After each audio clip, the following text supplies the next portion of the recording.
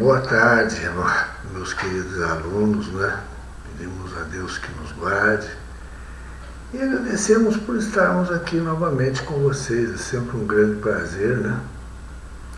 Vocês nos dão muita energia, principalmente aqui para mim, né? Já estão mais adiantado na idade, né? Mas gosto de trabalhar, uma disposição grande, graças a Deus, né? Bem, nós falamos então na última aula a respeito aí da evicção, né? Mas ainda hoje nos resta alguma coisa sobre a evicção. E no livro da professora Maria Helena, né? Vocês verão lá na página 156 os chamados direitos do evicto. No evicto nós já sabemos que é aquela pessoa que comprou de alguém, né? Ele é o adquirente de um imóvel, por exemplo, e que depois ele vem a perder, né? Em face de uma terceira pessoa que entrou com uma ação de evicção, né? E ele acaba por perder.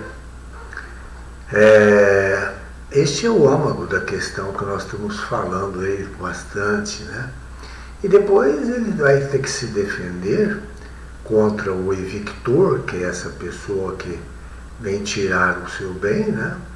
E nesse caso nós veremos hoje aqui de uma maneira pormenorizada, porque o assunto vai se pormenorizando, né? Mas repete muitas vezes, muita coisa, é que então o evicto, aquele que perdeu, ou seja, o adquirente, né?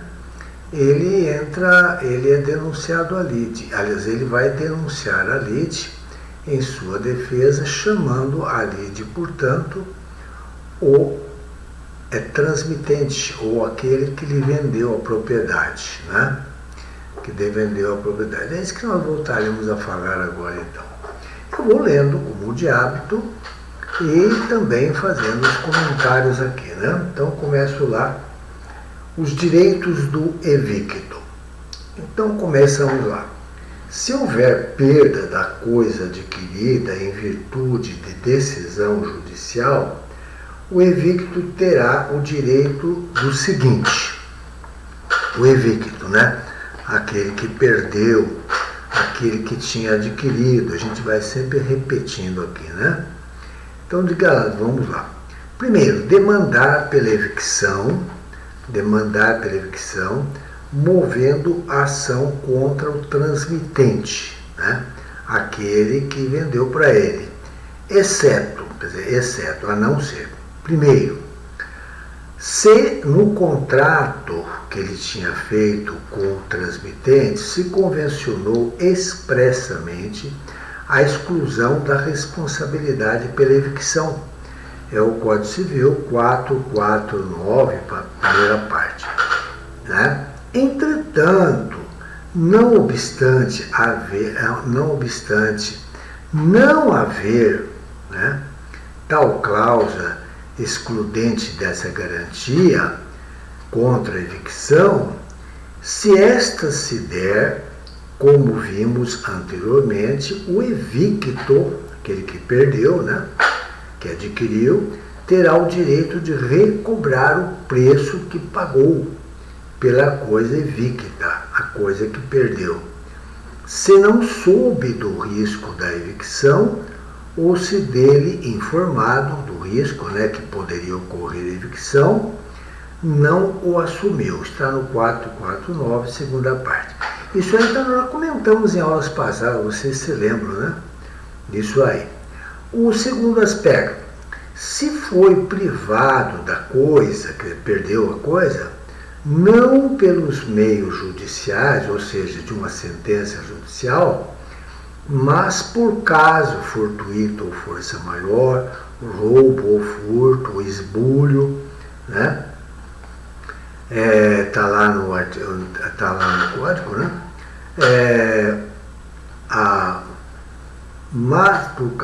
Mas por caso fortuito, força maior, roubo ou furto, esbulho, ou uma apreensão de uma autoridade administrativa, né?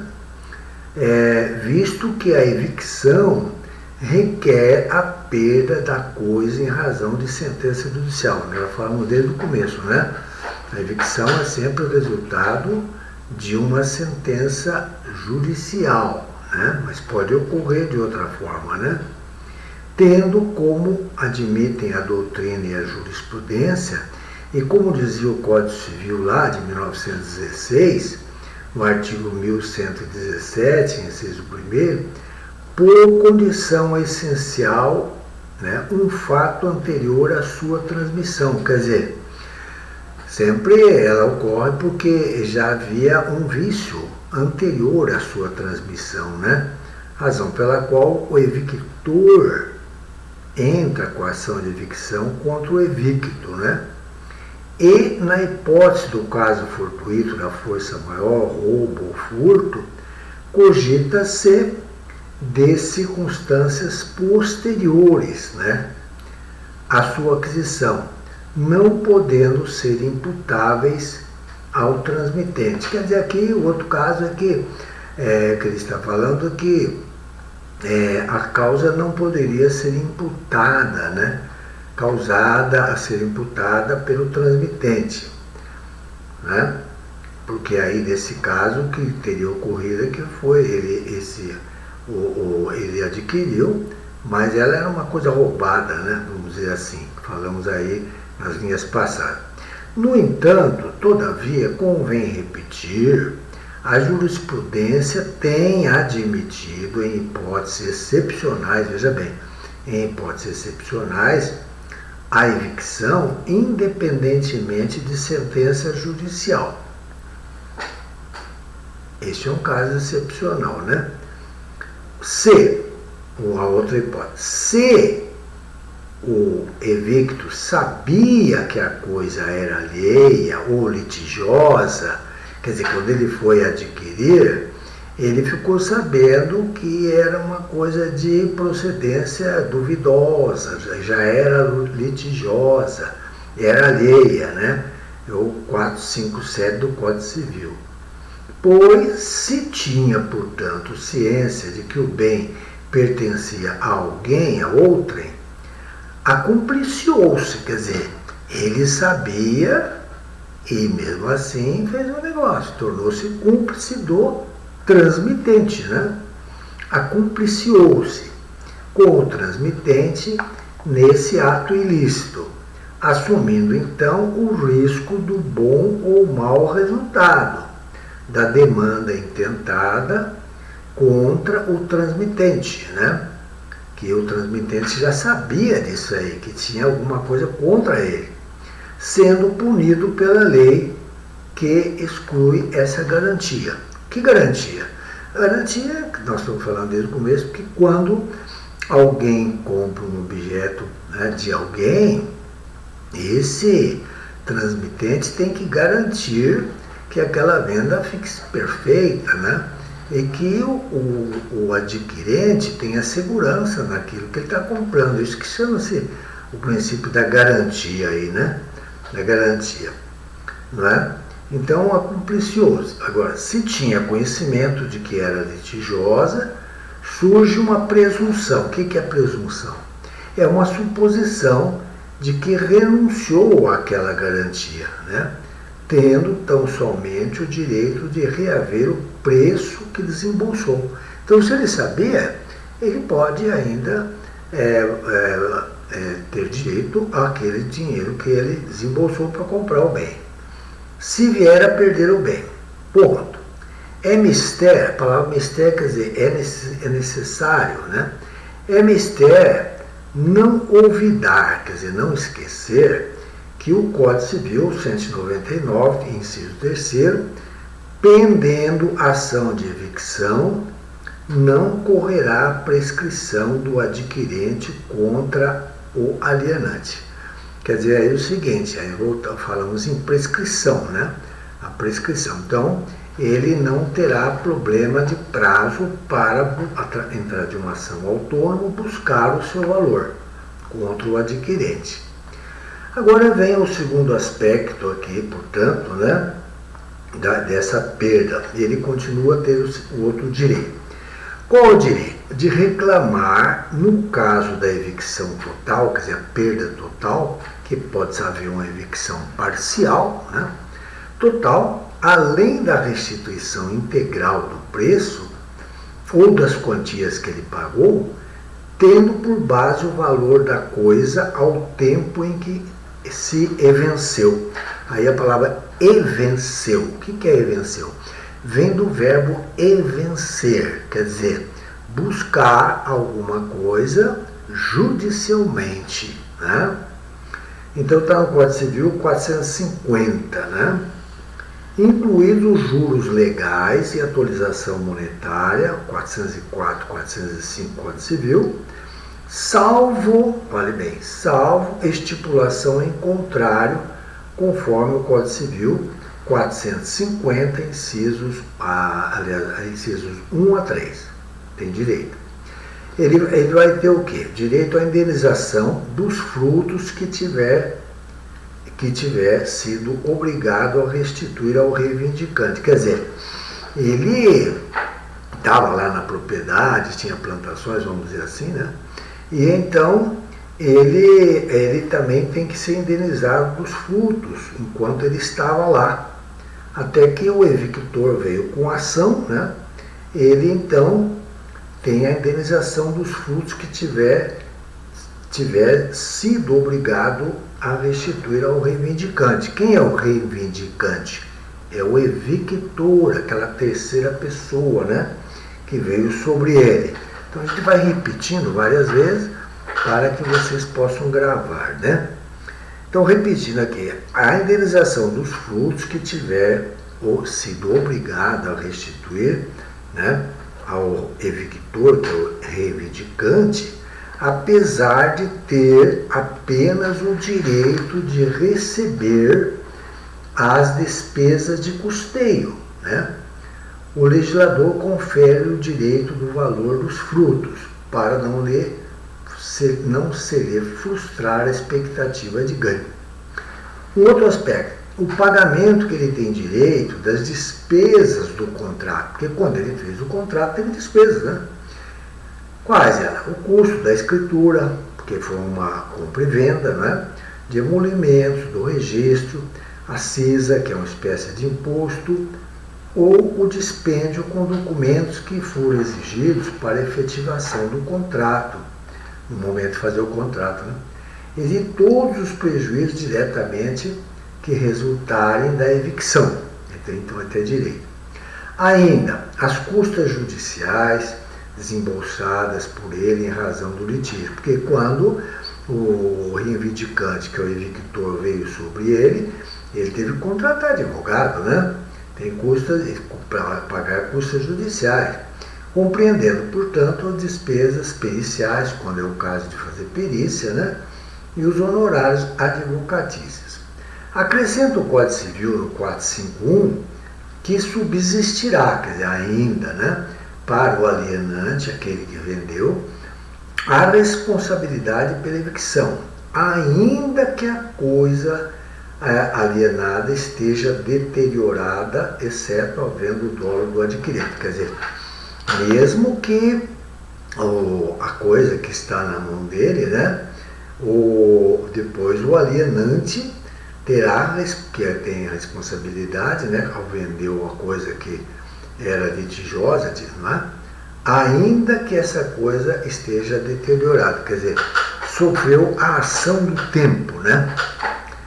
E vem agora o terceiro aspecto. Ele tem o direito de obter o valor das benfeitorias úteis, necessárias ou úteis que não lhe foram abonadas, pagas, né? Pois, se é possuidor de boa-fé, deverá receber do alienante o valor delas. É o Código Civil 453, o artigo 96, parágrafo 2º e 3º, e o 1221, né? Tendo, inclusive, o direito de reter a coisa, ainda que reembolsado das despesas feitas com tais benfeitorias. Então, enquanto ele estava com o bem, estava tudo bonitinho, né, vamos dizer assim, ele fez benfeitorias lá, e o que aconteceu que ele gastou, claro, né? então ele vai também receber isto aí do alienante que lhe vendeu, né? E isso aí depois ele perdeu em face da ação de evicção. É isso aí. Em regra, de uma forma geral, né, quer dizer isso, é o reivindicante, quer dizer, o evictor, né, aquele que veio com a ação sobre ele, a gente vai repetir, é o reivindicante que venceu a ação por ser aproveitar das benfeitorias, quem deverá pagá-las ao evicto, se foi este quem as realizou. Agora, o caso que mudou. Se nesse caso aqui, se quem fez as benfeitorias foi o evicto, o reivindicante paga para ele, né? É um pouco diferente. Agora, se o evicto, aquele que perdeu, né, o adquirente, realizou benfeitorias úteis após a propositura da ação reivindicante, quer dizer, agora ele está lá e está muito bonitinho no seu galho, vamos dizer assim, e vem a ação contra ele, do evictor, é o reivindicante. Mas ele, a partir dali, ele sabendo de tudo, ele faz benfeitorias. Olha só, né? Então, após a propositura da ação reivindicatória, será tido perante o evictor, perante o reivindicante, que é o evictor, como de má fé. Logo, o reivindicante não terá o dever de pagar a ele. Claro, ele estava lá e viu que a ação veio contra ele e ele ainda foi fazer benfeitoria, sabendo, é claro, que depois ele não vai receber. Então, agiu de má fé, né? Mas como o evicto, o que vai perder, né, o adquirente, não será considerado de má fé em face do alienante, agora em face daquele que vendeu, né, já que a posse da coisa lhe fora transmitida normalmente. O alienante é quem responderá pelo valor daquelas benfeitorias, pois as necessárias serão pagas pelo evictor. Ponto. Se as benfeitorias abonadas ao evicto, que ele paga para ele, que perdeu, forem feitas pelo alienante agora, o valor delas será, conforme o Código Civil 454, levada em conta na restituição devida. Quer dizer, se ele fez, então aí ele tem que... Mas o alienante que tinha feito benfeitoria, nesse caso, quando o alienante tiver que pagar a quantia que ele deu, essa parte ele não poderá cobrar do alienante, porque foi o alienante que fez a benfeitoria, né? Dá para entender aí, não? Tudo bem. Vamos devagar aqui, né? Como foi o alienante quem as realizou, quer dizer, as benfeitorias, receberá do reivindicante a devida indenização. Aí, nesse caso, quando o reivindicante vem sobre ele, o evicto, ele perde, né? Na verdade, depois o evicto vai sobre o adquirente, o transmitente, né? Nesse caso, mas foi o alienante, que é o transmitente, que fez a benfeitoria. O reivindicante, né, ao receber dele também, poderá dizer, bom, eu vou descontar isso que você fez aí de benfeitoria, né? A devida indenização, vírgula, e, agora tem um e aqui, e se o evicto, aquele que perdeu, veio a recebê-la, importância respectiva será deduzida pelo alienante do preço ou da quantia que terá que pagar ao primeiro. Então, nesse caso, aí dá para entender o problema das despesas, né? Quem paga, a quem se deve pagar, porque foi aquela pessoa quem realizou. O quarto aspecto, receber o valor das vantagens das deteriorações da coisa, desde que tenha sido condenado a indenizá-las, né? É o 452 do Código Civil. Logo, tem um exemplo aqui. o valor das vantagens que o evicto, aquele que perdeu, obteve com a deterioração do bem. Então, o evicto estava lá na propriedade que ele tinha adquirido, né? Depois veio o evictor contra ele. Mas, nessa propriedade que ele está, a propriedade imóvel, né? Ela, ao longo dessa ação, enquanto não se decidia, vamos dizer assim, ela foi se deteriorando.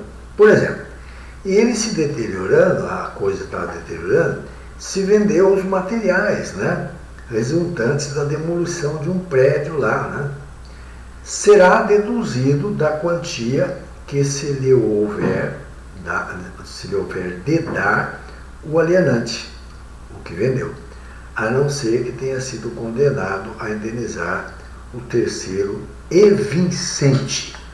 Esse evincente agora quer dizer, aquele que entrou com a ação contra o adquirente, né? Que é o evicto, que acabou perdendo. Então é isso aí. O outro aspecto, haver o que o reforço ou a redução da garantia lhe assegurar em garantia ou em coisa, né? Bem como demandar o terceiro fiador, se houver. E se, obviamente, a evicção, ação, né, estiver reforçada ou diminuída por cláusula expressa, estipulando, por exemplo, a restituição em dobro, ou a fiança, ou a exclusão de certas despesas. Aí é fácil de a gente também entender, porque nós já falamos na aula passada, o problema no momento do contrato em que poderia haver reforço, né, da garantia, ou diminuição da garantia, ou até exclusão da garantia. Agora vamos para o aspecto número 6 aqui, do direito do evicto. Repetimos, os direitos do evicto, aquele que era o adquirente e acabou perdendo, né? Convocar o alienante imediato à integração da lide, se proposta uma ação para evencer. Evencer quer dizer buscar aquele bem, né?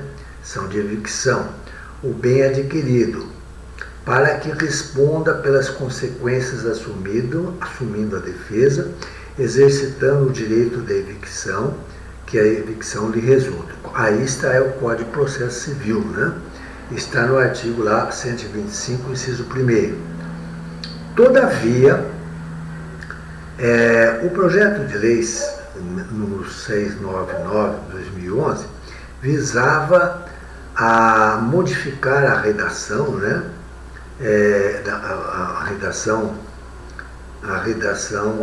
do artigo 456, ou que hoje está revogado, né, pelo Código Civil, que passaria a ser a seguinte: para o direito da evicção, que da evicção lhe resulta, independe o evicto, quer dizer, o evicto não precisa, independe, da denunciação da lide,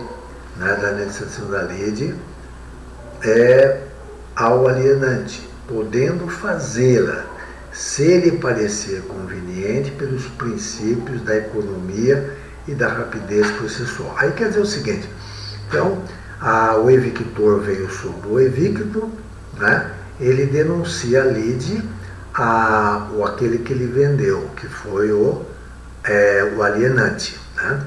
O alienante, então, ele fará isso se ele quiser, se lhe parecer, né? Hoje existe isso aí. Então diz por quê? Porque ele pode, já perceber que vai perder mesmo a ação, então que a ação corra mais depressa. Portanto, isso quer dizer a economia e da rapidez processual. Porque depois, aquela sentença ele vai executar sobre o alienante para lhe pagar o que ele pagou, né? É esse o sentido aí. Portanto, diz assim, o STJ tem essa posição hoje, né? Salienta que a jurisprudência do STJ é no sentido de que a não denunciação da lide não acarreta perda dessa pretensão regressiva, mas somente ficará o réu que poderá denunciar e não o fez, privado por via regressiva da obtenção imediata do título executivo contra o obrigado. Logo, as cautelas inseridas na lei não são alusivas ao direito de regresso, não privando a parte de propor uma ação autônoma contra quem o lesou eventualmente. Isso aí, deixando claro, quer dizer o seguinte: ele poderia denunciar ali, mas não achou que não fosse interessante para ele, né? Acabei de falar. Mas ele poderá depois entrar com uma ação autônoma, né?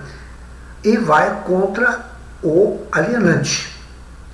Então, o alienante, nós vamos ver já, eu vou até já resumir o que nós veremos, é que o alienante poderá pagar ao adquirente, né, que foi o evicto, né, e dizer, bom, tudo bem, eu não sabia, vamos dizer assim, ele se defendeu, mas perdeu na ação, né? Então ele tem o direito de regresso contra alguém do anterior que vendeu para ele. E nós vamos ver o problema da sucessividade. Isso já falei na aula passada. Agora, como vocês estão vendo, nós podemos passar até mais rápido, porque a autora aqui, ela é muito boa, ela até repete. Eu acho que o objetivo dele é cranear bem na nossa cabeça essa história toda, né? Então lá vem essa história, e o texto fala aqui dos princípios da economia processual, não vou ler essa parte, já fomos falando, né? E que, resumindo aqui essa parte, significa isso aí. E continuo a leitura. Hoje, atualmente, ante a não obrigatoriedade da denunciação da lide, mesmo se não exercida no processo em que pende a ação principal, o titular da pretensão da garantia ou de regresso poderá exercê-la em ação autônoma, né? É o Código de Processo Civil 125, parágrafo 1º. Inadmissível, porém, será a denunciação da lide de alienantes anteriores, né? Alienantes, aqueles que venderam anteriormente, né? Sendo permitida apenas a do alienante imediato. Isso aí quer dizer o seguinte: então, o evicto, aquele que perdeu, que adquiriu do alienante, né? Ele só pode ir em cima do alienante, né? Uma ação autônoma sobre ele, e não sobre quem vendeu para o alienante anteriormente. É isso aí que diz o texto, né? Muito bem. Embora este, quer dizer, o alienante imediato, se for denunciado, poderá promovê-la contra o seu antecessor. Aí quer dizer o seguinte: o adquirente que perdeu vai sobre o alienante, que é o imediato, o regresso imediato, mas não poderia ir contra aquele que vendeu para o alienante. É isso aí. Agora, o alienante poderá, aí haveria uma cadeia chamada dominial. O que é dominial? Porque são as pessoas que venderam numa cadeia ao alienante, né? Então a cadeia é chamada dominial, porque eles tinham domínio. A palavra domínio quer dizer quem eram os chamados donos anteriores, né? Até que um dia apareceu o dono real, que era o evictor, que entrou com a ação. Muito bem, repito. Embora este, quer dizer, o alienante, se for denunciado, no caso do adquirente, né, denunciar o alienante, que ele pode não denunciar, ou depois fazer uma ação autônoma, se for denunciado, poderá promovê-la contra o seu antecessor, quer dizer, o denunciado sucessivo, imediato na cadeia dominial, que, contudo, não poderá promover nova denunciação, embora possa exercer o seu direito de regresso por meio de uma ação autônoma. O outro direito aí, número 7 agora do chamado que nós estamos tratando, diz lá, citar, o evicto, né? Citar para usar do direito que a lei lhe concede o seu alienante, e imediato em caso de vendas sucessivas, sendo como responsável. E este, quer dizer, o alienante imediato, chamará o seu antecessor como garantia, e assim sucessivamente. Quer dizer, o adquirente vai sobre o alienante. O alienante é que depois irá sobre os que venderam para ele anteriormente, quer dizer, e sucessivamente os demais. E assim diz assim. E assim sucessivamente, até alcançar aquele né? Aquele que de onde partiu essa alienação viciosa, até chegar àquele que vendeu o objeto que sabia que era viciosa, né? Tinha vícios, né? Nada obsta, porém, que o evicto é quem está perdendo, cite todos eles. O que quer dizer citar? Chamar todos eles numa ação autônoma para que eles se defendam, e resguardando-se do fato de algum deixar de fazê-lo. E vem mais um outro direito, oitavo, optar. Quer dizer, ele pode verificar o que deve fazer, né? Optar, sendo parcial e considerável evicção, entre a rescisão do contrato e a restituição da parte do preço correspondente ou proporcional ao desfalque sofrido, calculados de acordo com o valor da coisa ao tempo da evicção. Está no Código Civil 450, parágrafo único, e 455.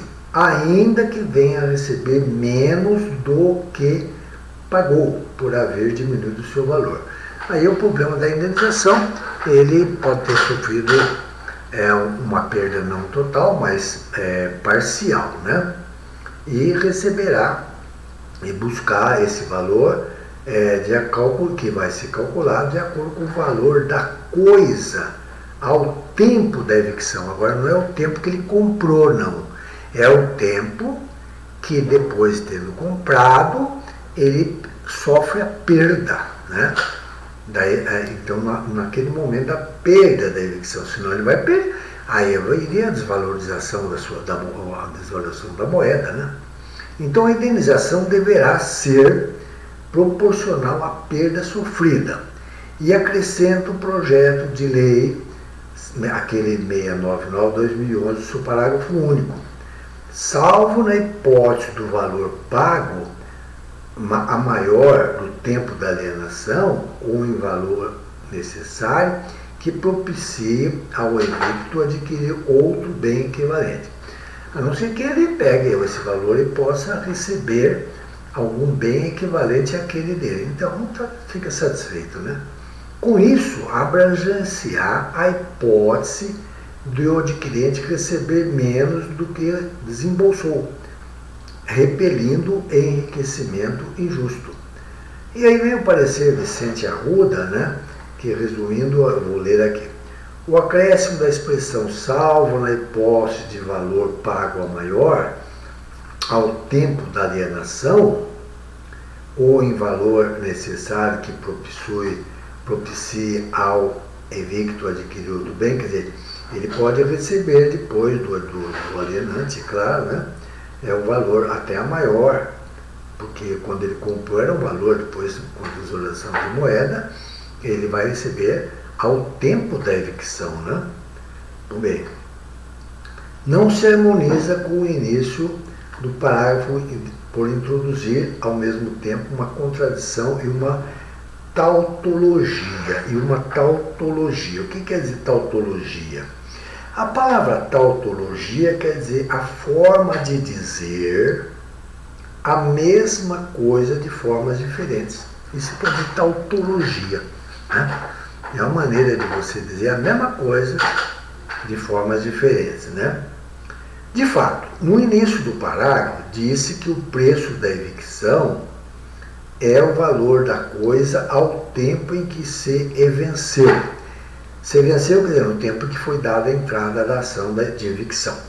Logo, é um preço atual que, por isso, proporciona ao evicto um valor suficiente para a aquisição do bem, né? Equivalente. Daí porque, neste ponto, é desnecessário o acréscimo. Por outro lado, ao ressalvar que não prevalece o valor da coisa ao tempo em que se venceu, na hipótese de valor pago maior ao tempo da alienação. Quer dizer, às vezes a coisa foi paga por um valor até maior, até menor, né, digamos assim, e agora ele recebe a maior. Vou repetir aqui, né? Daí porque nesse ponto é desnecessário o acréscimo desse parágrafo.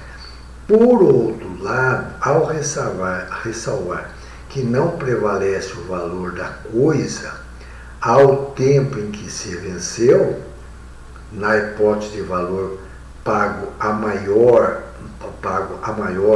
ao tempo da alienação, né? Então, quando o evictor pagou um preço que é maior do que o tempo em que foi comprado, né? Muito bem. Ele diz assim, né? Hipótese do valor pago ao tempo da alienação. Chega-se a um non sequitur, pois não se fica sabendo qual o valor a ser pago pela evicção. E se a evicção parcial não for considerável, né, terá o evicto direito apenas à indenização proporcional ao desfalque econômico sofrido, não podendo, portanto, valer-se daquela opção. E o item 9, que é o último deles, né, do direito do evicto, diz assim: responsabilizar os herdeiros do alienante pela evicção se este vier a falecer. Quer dizer, então o adquirente perdeu, é o evicto. Perdeu para o evictor, que entrou com a ação contra ele. Ele vai sobre o alienante, né? Mas o alienante morreu. Então quem vai responder por isso serão os seus herdeiros, né? Os seus herdeiros aí. Bem, agora eu passo a fazer um comentário, um comentário agora a respeito de um outro aspecto que nós, quando entramos falando nessa matéria, eu agora faço uma pequena recordação para dar uma sequência aqui, né? Uma sequência desse nosso assunto, que na verdade veio lá de trás, nós viemos lá, né, e chegamos a um ponto que é o seguinte, né, os chamados, viemos falando de estipulação, né, em face de terceiro, aquela coisa toda, né, viemos falando lá atrás. E aí nós falamos, só para recordar rapidamente, os efeitos do contrato, né, relacionados a terceiro, lembram-se disso? Depois a estipulação em favor de terceiro. Depois chegamos a um outro aspecto da nossa digressão, que era tratar aqui a respeito do chamado contratos com pessoas a declarar. Comentamos, falamos do efeito do princípio, né, da relatividade quanto ao objeto da obrigação. Depois, os efeitos particulares dos contratos, né, os efeitos particulares do contrato. Aí, quando chegamos em aulas passadas nesse efeitos particulares do contrato, a nossa autora, ela falou o seguinte, agora eu dou um retorno lá para unir as coisas aqui. Então, lá dizia o seguinte: as consequências jurídicas, acima arroladas, aquele negócio de terceiro declarar, etc., diz respeito ao contrato em geral, em relação aos contratantes, aos sucessores, a título universal, que nós falamos, né? Universal, a terceiros, né? Entretanto, os contratos bilaterais ou sinalagmáticos, por suas peculiaridades, apresentam efeitos jurídicos subordinando-se às normas, a normas inaplicáveis aos contratos unilaterais. Sob esse prisma, estou lendo, apreciaremos, diz a autora, né, a questão concernente ao direito de retenção, a exception non ad impletim, contractos, aos vícios redibitórios, à evicção e às arras, que só dizem respeito aos contratos bilaterais, em virtude do fato de existirem para as partes contratantes obrigações dependentes umas das outras, genética e funcionamento. Quer dizer o seguinte, estou recordando esse aspecto. Aqui a autora fala, eu estou apenas recordando que ela fala que agora ela passou a tratar de aspectos particulares só do contrato chamado sinalagmáticos, aqueles que são bilaterais. Ou seja, o caso clássico é da compra e venda. As duas pessoas contratantes, elas passam a ter obrigações entre si, né? Então, a partir dali, foi que então nós começamos a trabalhar o tema, um dos aspectos que é o problema dos vícios redibitórios. Passamos aí a falar para vocês dos vícios redibitórios, né? Depois, que foi longa essa matéria, nós falamos sobre a evicção, também longa. Agora terminamos a evicção. E então, a seguir, para terminar esse assunto, seria arras. Mas, como na evicção se falou, por exemplo, sobre restituição, sobre o direito de retenção, eu deixei agora para falar sobre esses dois aspectos anteriores aos vícios redibitórios, o chamado direito de retenção, né? E também logo a seguir o exceptum non ad impletim. Isso aqui são coisas que até já falamos em aulas passadas, né? Mas sempre uma noção. Eu até digo aos senhores que costumo dar trabalhos, às vezes lá da matéria que ainda virá, para que os senhores tenham noção. Agora não. Agora o que nós estamos fazendo é realmente lecionar, explicar toda essa parte dos vícios redibitórios, da evicção, com todas as suas particularidades, mas de uma maneira mais profunda. E então agora sim, eu vou tratar de um outro aspecto, portanto, dos chamados contratos bilaterais ou sinalagmáticos. E um deles está no chamado direito de retenção. Vou ler e dar a minha explicação aqui ao senhor. É curto e vamos falar sobre o direito de retenção, portanto, não é? Então diz assim, direito de retenção está na página 136 do meu livro. Segundo a esteira de Arnoldo Medeiros, poder-se-á dizer que o direito de retenção seria a permissão, olha bem, permissão concedida pela norma jurídica ao credor de conservar o seu poder, em seu poder, coisa alheia, quer dizer, de outra, que não é dele, né? Que já detém legitimamente, além do momento em que deveria restituir o seu crédito, não existisse e normalmente até a extinção deste. Isso quer dizer o seguinte, a pessoa, é o caso, por exemplo, eu alugo uma casa, né? E a casa, enquanto eu alugo, eu tenho a posse dela, mas não tenho domínio. O domínio é do dono, o proprietário. Ele tem posse indireta, eu tenho posse direta. Bom, acontece que, nós vamos ver daqui a pouco, que no momento que termina o contrato, etc., eu tenho que restituir a coisa, palavra vou falar, restituir. Mas pode haver motivos em que a casa, que não é minha, é alheia, eu não tenho domínio sobre ela, eu tenho uma condição legal de não sair da casa. Bom, como? Por quê? Né? Nós veremos os motivos aí, que é o chamado direito de retenção. Reter a coisa, embora não seja minha. Muito bem, continua então.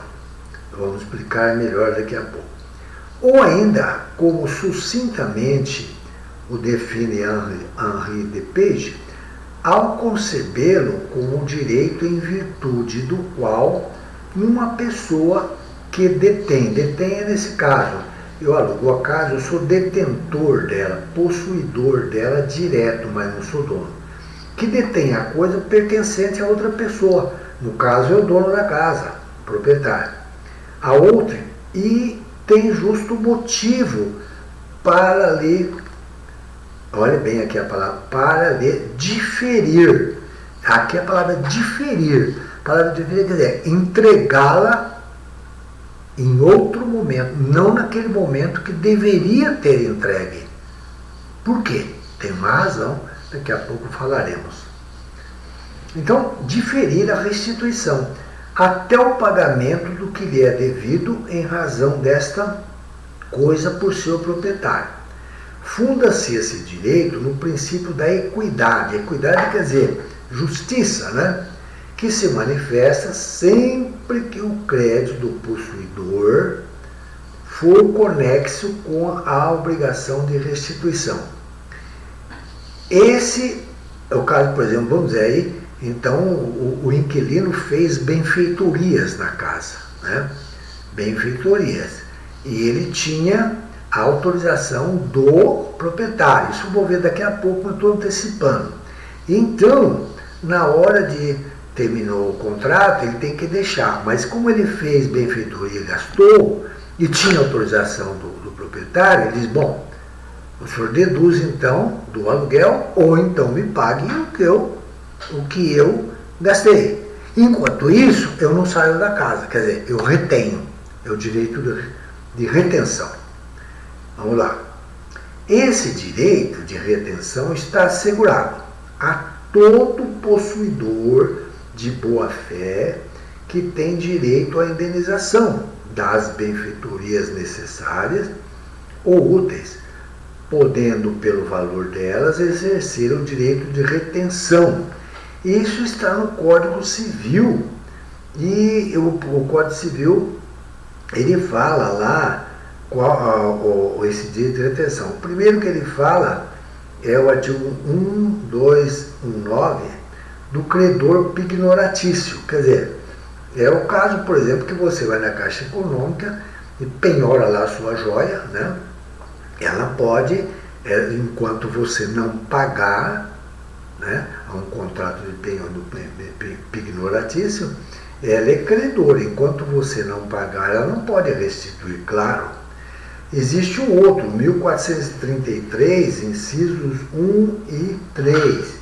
Eu vou dar uma lida aqui, já localizei, deixa eu pegar o meu Código Civil aqui, 1433, diz assim, faço a leitura aqui para os senhores, o 1433, né?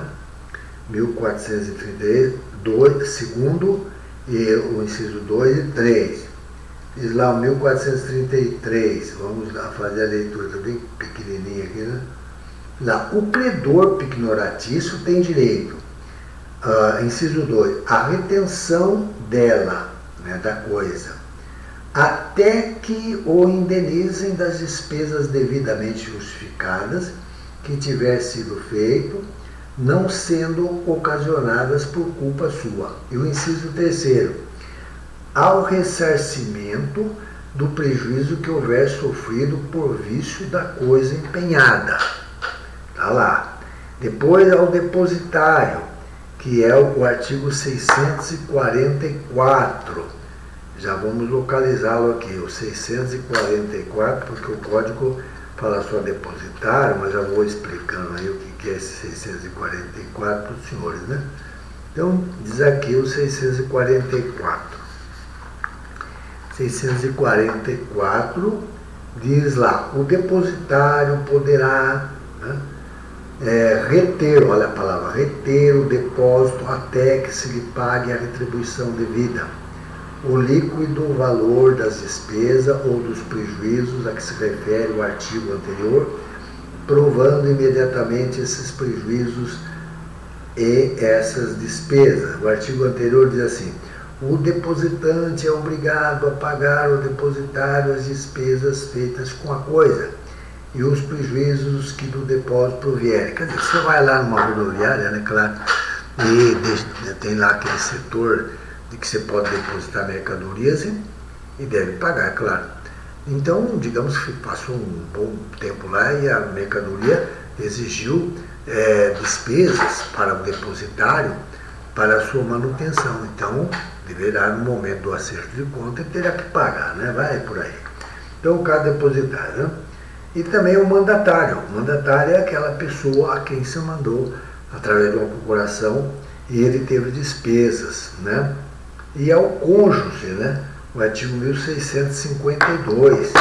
O cônjuge no artigo 1652. Vamos ver lá o que é que fala aqui do 1652, né?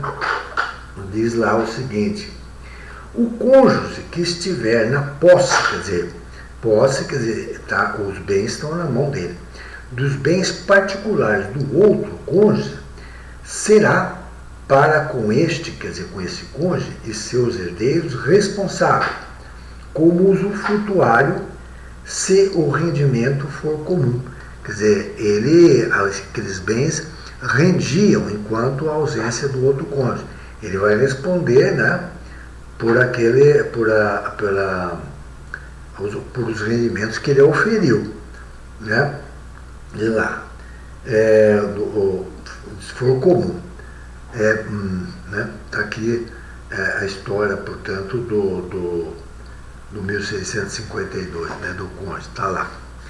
Falamos já a esse respeito, né? Agora continuamos. Para que se configure o direito, tal direito de retenção, será preciso que haja o seguinte. Primeiro, a detenção da coisa alheia originada por causa normal e lícita. É o caso aí do usufrutuário, do cônjuge, né? É normal e é lícita, de acordo com a lei. O outro item, conservação dessa detenção, já que o direito de retenção cessará se perder o objeto, de forma que se esse direito, como forma de garantia, será mantido enquanto permanecer sob o poder do retentor. Quer dizer, a pessoa que está lá, caso do aluguel, que eu acabei de falar, né? Embora eu fique na casa, enquanto a pessoa não paga as minhas benfeitorias, eu tenho que garantia para que não se deteriore o bem, né? O terceiro, crédito líquido certo e exigível do retentor, né? Em relação de conexidade com a coisa retida, pois o crédito constitui a justa causa da retenção. Então, por exemplo, o inquilino tem conexidade com o que está acontecendo, porque ele tinha um aluguel, ele pagava o aluguel é um contrato, né? Ele, portanto, tinha conexidade. Eu vou reter enquanto o senhor não me paga por as benfeitorias que eu fiz, né? E o último item, a inexistência da exclusão legal ou convencional do direito de retenção, né? É um direito, visto que o seu exercício se subordina ao fato de não estar impedido por qualquer exclusão convencional. Então tem que também, isso aí poderá estar no contrato, quer dizer, convencionado, né? Ele não teria o direito. Legal. Como ocorre no caso do Código Civil, que proíbe, agora é o contrário, que proíbe o locatário de reter a coisa alugada. Então, terminou o meu aluguel, o contrato tem que entregar. Eu não posso ficar. Agora, exceto, preste atenção, exceto, a não ser, veja bem, exceto na hipótese de benfeitorias necessárias ou benfeitorias úteis, se estas foram feitas com expresso consentimento do locador. Falei agora há pouco. Estava havendo necessidade, eu como inquilino pedi autorização, gastei, né? Tem a documentação, e no momento que venceu o contrato, haveria o desconto do que eu gastei. Agora, enquanto não há esse acordo de deduzir do meu aluguel, né, eu tenho o direito, aqui é direito, é legal, né, para que eu não saia da casa. Eu estou de acordo com a lei. É isso aí que quer dizer. E no caso do artigo 1220, que nega ao possuidor de má-fé o direito de retenção das benfeitorias. Então, quando, nesse caso do aluguel, você está de boa fé, não há problema nenhum. Agora, se de má fé, você não vai ter direito. Então, para a próxima aula, com a graça de Deus, estarmos aqui com vocês também, né? Nós vamos trabalhar um tema que é curto, você já tem ideia, mas é muito bonito, é o problema da exceptio non ad impletica. É aquela história, né? O A faz um contrato com o B, um deles tem que começar a cumprir o contrato, viu? E então ele tem que cumprir, começar. Então o B, por exemplo, não pode dizer, o B, por exemplo, se ele não começar, o B pode ir contra ele. Opa, você não está começando, né? Se eu não está cumprindo a tua parte, não cumpre a minha. Nós vamos ver tudo isso aí com detalhes, que não é complicado, é rápido até, e aí daremos sequência aí com a nossa parte, que é falarmos aqui sobre a arras, que na verdade nós falamos várias vezes para vocês, as arras, né? As arras, é isto aí. Então, uma boa tarde, que Deus nos guarde, nos abençoe, né? Abençoe todos nós e que tudo venha correr bem na próxima aula com todos nós, né? Até a próxima, então.